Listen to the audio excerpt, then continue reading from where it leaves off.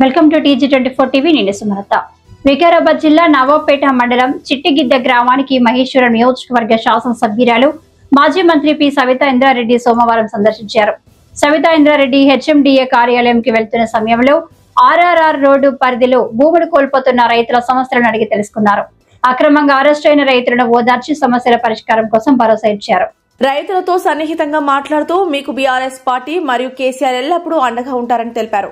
ఈ కార్యక్రమంలో పాల్గొన్న ఇతర నాయకులతో బీఆర్ఎస్ వికారాబాద్ జిల్లా అధ్యక్షుడు Methku Anand, BC commission member Shivaprad Patel, Nawabpet మండల అధ్యక్షుడు దయాకర్ రెడ్డి, మండల వర్కింగ్ ప్రెసిడెంట్ శాంత్ కుమార్, భారత్ రెడ్డి, సాయిద్ గౌస్, ఇబ్రాహిం, ఆసిఫ్ తదితరులు పాల్గొన్నారు. ముఖ్యమంత్రిగా ఉన్నప్పుడు త్రిపురాల రోడ్ సంబంధించి ఒక అలైన్మెంట్ అనేది సెంట్రల్ గవర్నమెంట్ కేంద్ర ప్రభుత్వం అనుసంధానంతో ఒక అలైన్మెంట్ అనేది తీసుకోవడం జరిగింది. ఆ రోజు త్రిపురాల రోడ్ నిర్మించాలనుకున్నప్పుడు అలైన్మెంట్ ఏర్పాటు చేసినప్పుడు అంతటా కూడా సమానంగా తీసుకోవడం జరిగింది. రింగ్ రోడ్ కి త్రిపురాలకు మధ్యలో ఒక ప్రణాళికబద్ధమైన అభివృద్ధి జరగాలని, అభివృద్ధి కోసం ఈ రోడ్డు వేయాలనే ఆలోచనతో ఆ రోజు తీసుకున్న నిర్ణయం ప్రకారం ఆ రోజున్న అలైన్మెంట్ ఈ రోజు మార్చి ఇష్టానుసారంగా ఇష్టం వచ్చినట్టు వాళ్ళకి అనుకూలంగా మార్చి పేద రైతుల భూములకు వెళ్ళిపోతున్నట్టు చేస్తున్న విషయాన్ని రైతులందరూ గమనించినారు. కాబట్టి ఈ రోజు గొంతెత్తి మాట్లాడుతున్నారు. ఆ రోజు అలైన్మెంట్ ఫిక్స్ చేసినప్పుడు ఏ రైతు కూడా మాట్లాడలేదు. ఎందుకంటే అభివృద్ధిలో భాగస్వామ్యం కావాలి, ఖచ్చితంగా కేసీఆర్ గారు న్యాయం చేస్తారు, ఖచ్చితంగా మా ఆదుకుంటారనే ఒక నమ్మకంతో ఏ రైతు కూడా ఆందోళన చెందలేదు. ఆ రోజు అలైన్మెంట్ ఫిక్స్ చేసినప్పుడు ఒక్క రైతు కూడా మాట్లాడలేదు. ఎందుకంటే ఆనాటి ప్రభుత్వం మీద, ఆనాటి ముఖ్యమంత్రి గారి మీద నమ్మకం ఉంది కాబట్టి రైతులందరూ కూడా సపోర్ట్ చేయాలని అనుకున్నారు. కానీ ఈ ప్రభుత్వం రాగానే ఇమీడియట్ గా అలైన్మెంట్ మార్చే ప్రయత్నం చేస్తున్నారు. ఆ రోజు నా అలైన్మెంట్ కాకుండా ఇష్టానుసారంగా వాళ్ళ భూములకు అనుకూలంగా, వాళ్ళ భూములకు అనుకూలంగా అలైన్మెంట్ మార్చుకుంటూ పోయి ఈ రోజు పేద రైతులకు సంబంధించిన 1 ఎకరా, 2 ఎకరాల, 3 ఎకరాలు ఉన్న భూములన్నీ కూడా వాళ్ళ భూములకి వెళ్ళేస్తున్న విషయాన్ని ఈ రోజు ఇక్కడున్న రైతులందరూ కూడా చిట్టిగిద్ద గాని, అదేవిధంగా చించల్పేట గాని, యావాపూర్ గాని, దాతాపూర్ గాని, మీనపల్లి గాని, వట్టి మీనపల్లి గాని, ఈ గ్రామాలలో రైతులందరూ ఇప్పుడు ఇక్కడ వచ్చున్నారు. నిన్న రైతన్నలందరూ కూడా ఈ గ్రామాలకు సంబంధించిన రైతులు నన్ను కలవడానికని హైదరాబాద్ రావడానికి ప్రిపేర్ అయినారు. కలిసి చెప్తాము, కేసీఆర్ దృష్టికి తీసుకెళ్తారనే ఆలోచనతో గతంలో ఆనంద్ గారు వాళ్ళ నియోజకవర్గం సంబంధించిన రైతన్నలందరూ కూడా పోయి కేటీఆర్ గారిని కలవడం జరిగింది. సో వీళ్ళందరూ వచ్చి మాట్లాడదామనే సందర్భంలో నిన్న అందరినీ కూడా అరెస్ట్ చేసి స్టేషన్ లో కూర్చోబెట్టిన సందర్భం చాలా బాధాకరం. ఎందుకంటే రైతు అనేటోడు ఎవరికి నష్టం చేయనప్పుడు వాళ్ళ భూమిని తీసుకుంటూ మళ్ళీ వాళ్ళ మీద దౌర్జన్యంగా వాళ్ళని అరెస్ట్ చేస్తూ పోలీస్ స్టేషన్ లో పెట్టడం అనేది ఏం పద్ధతి అనేది ఒకసారి ప్రభుత్వం ఆలోచించుకోవాలి. ఒక రకంగానేమో వాళ్ళ భూములే కోల్పోతున్నారు, మళ్ళీ ఒక రకంగా దొంగల్లాగానో లేకపోతే ఏదో తప్పు చేసిన వాళ్ళగా వాళ్ళని తీసుకెళ్లి పోలీస్ స్టేషన్ లో కూర్చోబెట్టి రైతుల ఆత్మాభిమానాన్ని దెబ్బతీసే విధంగా ప్రయత్నం చేస్తుంది ప్రభుత్వం. నిజంగానే మీకు వాళ్ళ భూమి కావాలనుకున్నప్పుడు వాళ్ళని పిలవండి, మాట్లాడండి, వాళ్ళకి భరోసా ఇవ్వండి. అంతే తప్పిస్తే ఇష్టానుసారంగా ఆఫీస్ లో కూర్చొని ఇష్టం వచ్చినట్టు అలైన్మెంట్ మార్చుకుంటూ వాళ్ళకు అనుకూలంగా ఏడుంటాడో మార్చేసి ఈ రోజు రైతులను ఆందోళనకు గురి చేయడం అనేది ప్రభుత్వానికి తగదని మాత్రం గుర్తు చేస్తున్నా. నిజంగా కావాలనుకుంటే రైతును ఎవరిని అడిగినా మాకు తెలియదు అంటున్నారట. రైతులందరూ చెప్తున్నారు.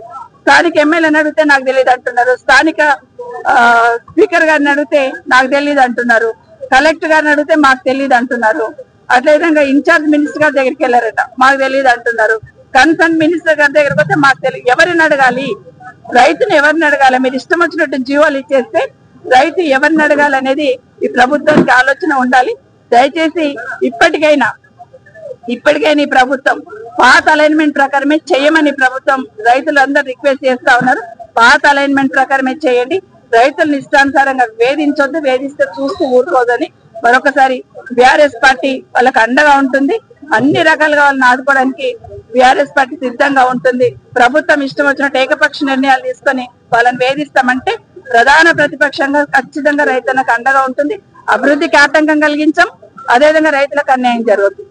అది మీరు చేస్తున్న పొరపాటు మీరు సరిదిద్దుకొని రైతులను ఇబ్బంది పెట్టొద్దని ప్రభుత్వాన్ని డిమాండ్ చేస్తాం. ఎవరైతే ఉన్నారో వాళ్ళందరూ కూడా హైదరాబాద్ లోని మా మాజీ మంత్రివర్యులు సవితా ఇంద్రారెడ్డి గారిని కలవాలని చెప్పి పోవాలని చెప్పి వాళ్ళు ప్లాన్ చేస్తే తెల్లవారుజామున వాళ్ళు లేవక ముందే వాళ్ళ ఇండ్ల దగ్గరికి వెళ్ళి వాళ్ళని అరెస్ట్ చేసి నవాపేట్ పోలీస్ స్టేషన్ లో తీసుకొచ్చి పెట్టడం జరిగింది. ఎంత దౌర్భాగ్యం చూడు. రైతు ప్రభుత్వము లేకపోతే ప్రజా ప్రభుత్వం అని చెప్పుకునేటటువంటి కాంగ్రెస్ వాళ్ళు రైతుల భూములు తీసుకుంటామని చెప్పేటోళ్ళు వాళ్ళే గవర్నమెంట్ మళ్ళీ తీసుకొచ్చి పోలీస్ స్టేషన్ లో పెడుతుండ్రు. దీన్ని మేము బీఆర్ఎస్ పార్టీ తరఫున తీవ్రంగా ఖండిస్తున్నాం. ఇప్పుడు ఇందాక మాజీ మంత్రివర్యులు చెప్పినట్టు ఎవరిని అడిగినా కానీ మాకు తెలియదు అని చెప్పి చెప్తున్నారు.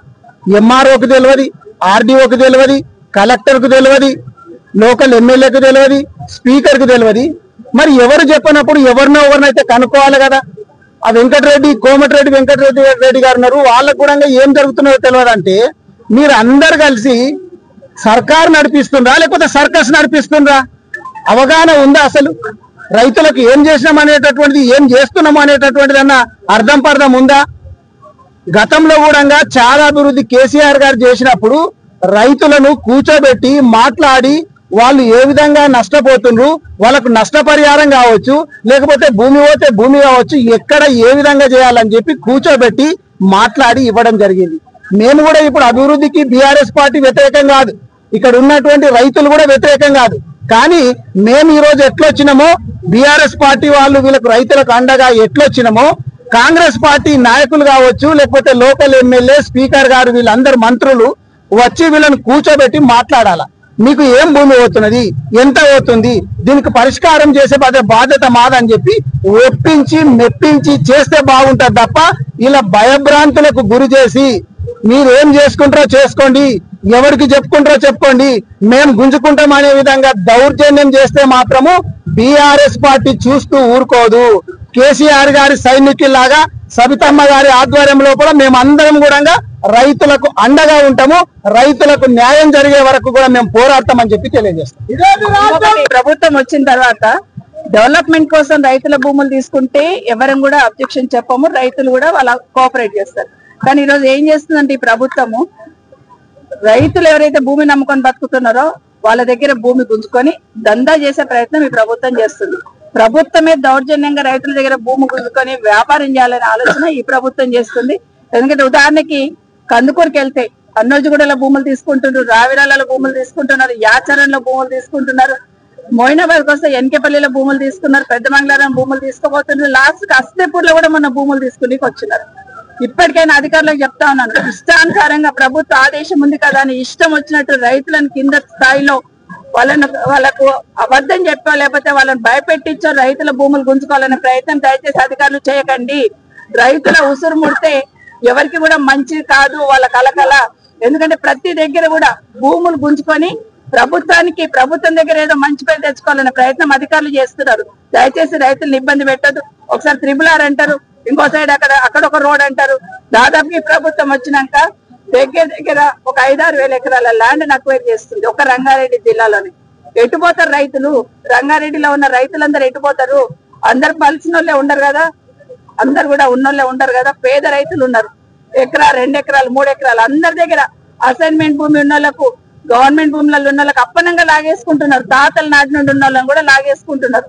ఈరోజు ఇది ప్రజాపాలన, ప్రజా కంటక పాలన ఇప్పటికీ అర్థమవుతుంది ఏ విధంగా నడుస్తుంది, ఏ విధంగా ఉన్నది. ఇప్పటికైనా ప్రభుత్వానికి మరి ఇంకొకసారి డిమాండ్ చేస్తున్నా, ఇదే విధంగా రైతులను వేధిస్తే తిరగబడి కొట్టే రోజు దగ్గరికి వస్తుంది. Please do subscribe TG24 TV.